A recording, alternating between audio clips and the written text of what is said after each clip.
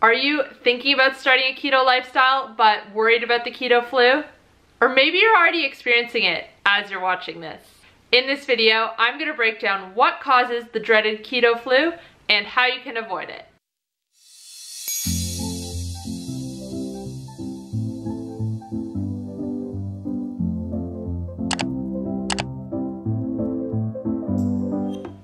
Hey guys, welcome back to my channel. If you're new here, my name's Kate. I'm a health coach and I post videos on a high-fat, low-carb way of eating, intermittent fasting, ketosis, all that good stuff. I would love if you enjoy this video to give it a thumbs up and to also subscribe to my channel.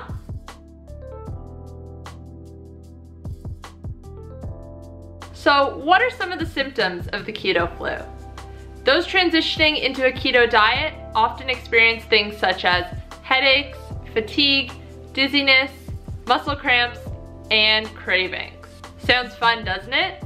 Well, the good thing is most of these symptoms are avoidable. The keto flu is a combination of 4 things. Number 1, your body switching fuel sources. Number 2, your body experiencing withdrawal symptoms from sugar and carbohydrates.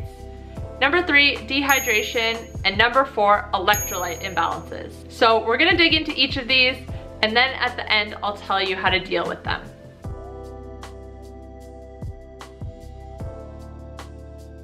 Today's typical Western diet revolves around carbohydrates, and these turn into glucose when they are ingested.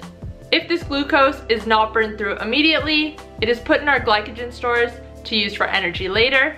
Our liver can store about 100 grams, and our muscles can store between 350 and 400. Now, those eating the typical Western diet usually refuel with carbs before these glycogen stores are depleted.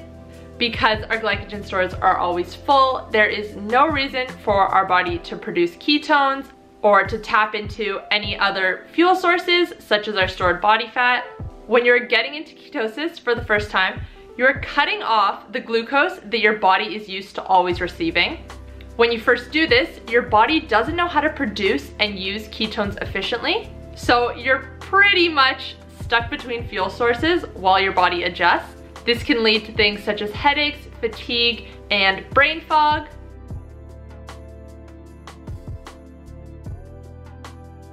There are several studies that claim that sugar is as, if not more, addictive than heroin.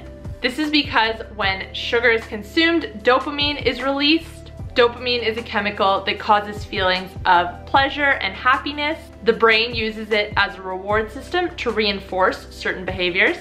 Over time, the brain loses its ability to produce dopamine, so it relies on substances to create it, and this is how addiction happens. So when you're first transitioning to keto, you may experience intense sugar and carbohydrate cravings, as well as other withdrawal symptoms.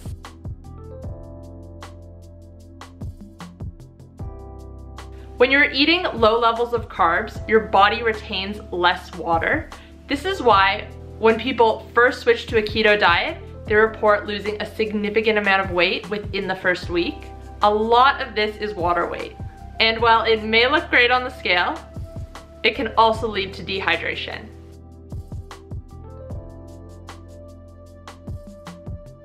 So as I said before, your body is retaining less water, and it is also retaining less electrolytes. The 4 main ones are sodium, potassium, magnesium, and calcium.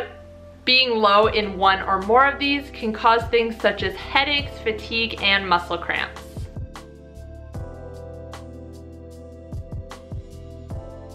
So how do you prevent it? The number 1 thing you can do is to drink water.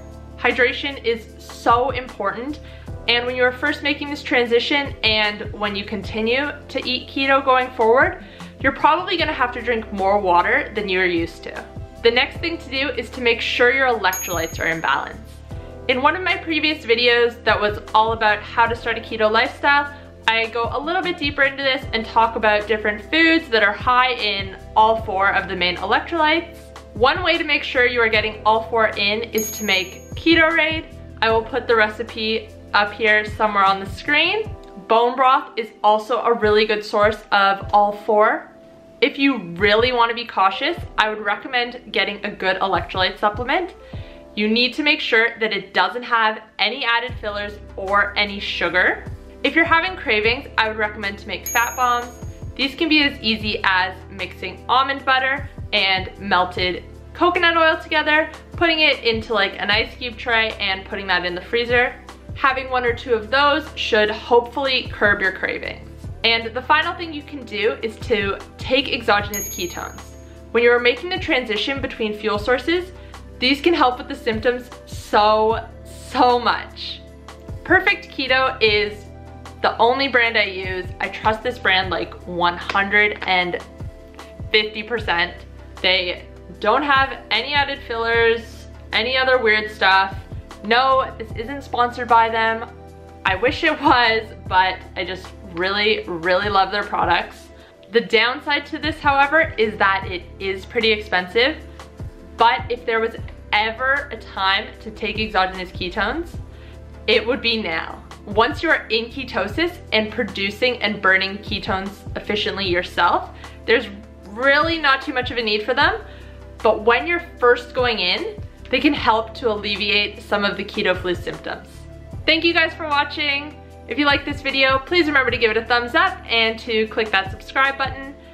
If you're new to keto, head over to my website. I have some free downloads for you. And I also do coaching online. So if you're looking for a little bit more guidance, you can check that out as well. I'll see you next time. Bye.